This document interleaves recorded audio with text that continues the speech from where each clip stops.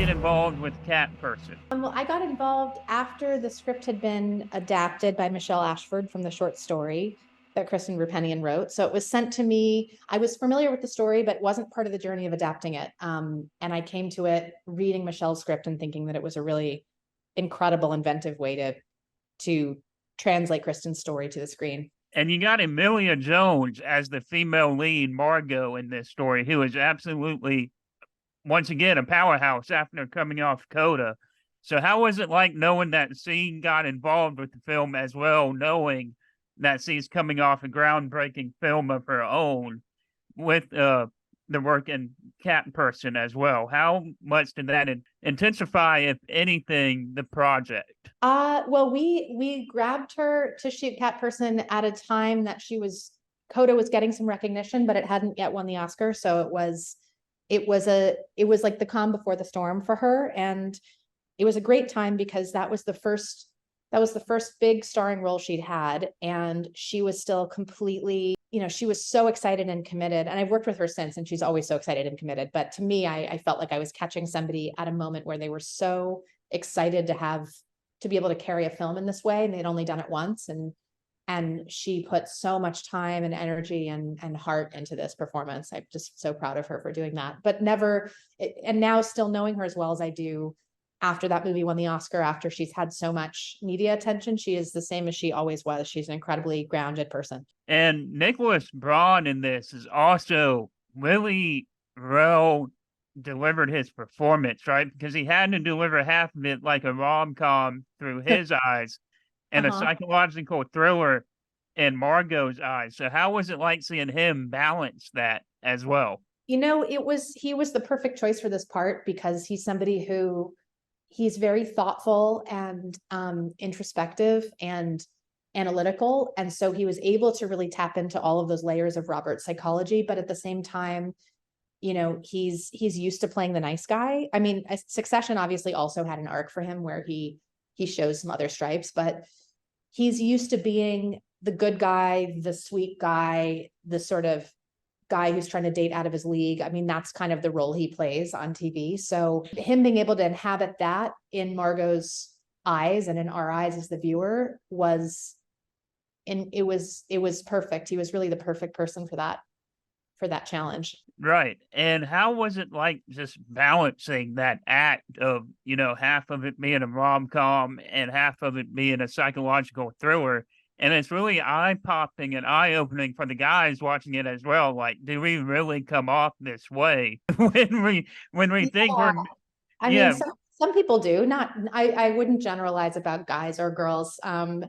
But yeah, I mean, it was interesting. We're seeing until the twist where they have to confront each other, and he speaks for himself about what his experience was trying to woo her. It's really from her perspective, and so at any given moment, we have to cast him in whatever light her mind is casting him in. So we just talk about scene to scene, moment to moment. Is this a moment where he's appealing or not appealing? Is this a moment where he's a scary 6'7" guy looming over her, or is he just a sweetheart who's being a gentleman or whatever, sending her sweet things? So it's I think there are moments where we've all come off.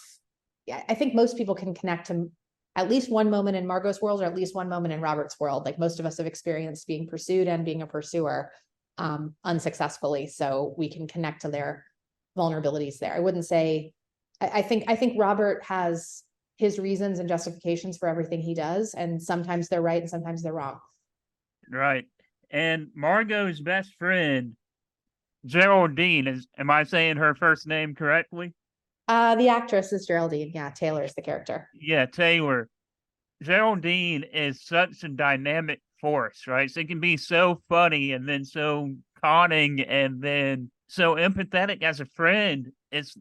How was it like watching her performance as Taylor as well? I've been such a huge fan of Geraldine for years, and I've always wanted to have a chance to work with her. And I was so excited and thrilled that she wanted to play this part because, I mean, Taylor is she's such a rich character. She really is the mouthpiece for super smart, super socially activated, like campus culture women that are Yeah. very, very online, very on Twitter, very opinionated, and very into like policing others' behavior, but not as into being vulnerable themselves, which is, I think, like, so she is the product of the zeitgeist to the extreme. She's very online. She's always angry at someone that she's never met before because they're just a Twitter handle. That's like, but also what's underneath that for her is that she's actually got a lot of fear, and she lives in a world of, she's trapped inside her own fear and vulnerability, because the world that she's painting for herself, and that she perceives around her, is like the most toxic place. I mean, the more time you spend on the internet, the more you see like just negativity and rage and anger. Like when, if you spend a lot of time online, you see that stuff. So the more time she spends there, the more she feels she has a voice, but also the more she gets a really bleak picture of the world that then informs her in some like different directions in her life, and as the mouthpiece that's closest to Margot's ear. And have you read the story as well about the cat person story? Have you read that original 2017 short story? Oh yeah, definitely. I was aware of the story and the debate around it at the time. And then over time, as this movie was sort of gestating and waiting to come out, there were a lot of other movies that touched on ideas of dating and sexuality, and like sort of exploring that in a thriller lens, but they all painted just a bleaker picture of men, and they kind of portrayed women as the victim more. And obviously there are ways in which Robert is toxic and Margot is victimized in this story, but I was excited to tell a nuanced story with plenty of complexity and gray. Yeah, and there's always kind of that built-in pressure for a story like this too, right? That's become kind of viral, and it already has, like, the readers from the original story. So how do you balance that as well, turning it into like an entertainment narrative story as well with the built-in audience it already has? I think it's always tempting to like let the fan base and the fans' obsession with the story guide how you're going to do a different telling of that story. But I think that my favorite adaptations like honor the different medium, and the story is really just from Margot's perspective. There is no Robert, it's everything is just her interpretation, but Robert never has like an interior world. And in a movie, you have an actual image of Robert. It's played by an actor, and that actor is asking me, the director, questions about why he's saying and doing things. And so you have to talk about their internal life.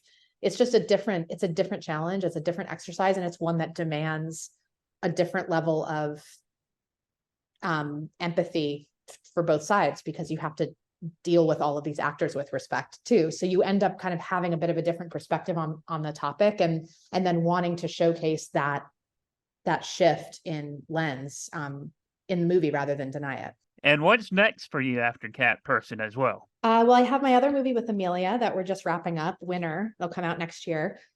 She plays a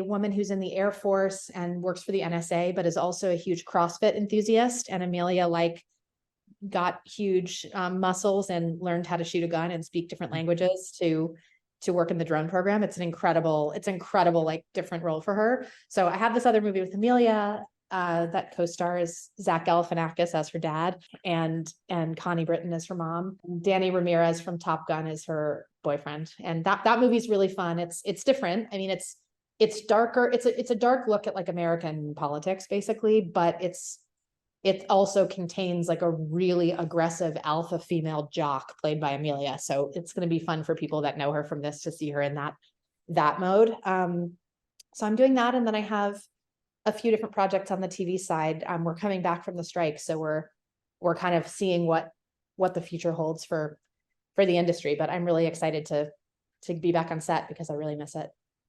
And one final thing, I want to thank you for the movie magic and movie memories you've made for me and my mom, especially with The Spy Who Dumped Me when that came out. We laughed so hard in theaters. That was probably the first time I seen my mom cry from laughing so hard. So thank you for that. That is the most incredible compliment you could ever give me. I'm gonna, as soon as this is over, I'm gonna call my co-writer and tell him. I love when people know that movie. It makes me really, really happy. And please tell your mom that I'm very honored. Well, Susanna, thank you for joining us and congratulations on Cat Person, and we look forward to what you do next. Thanks so much, AJ. Take care.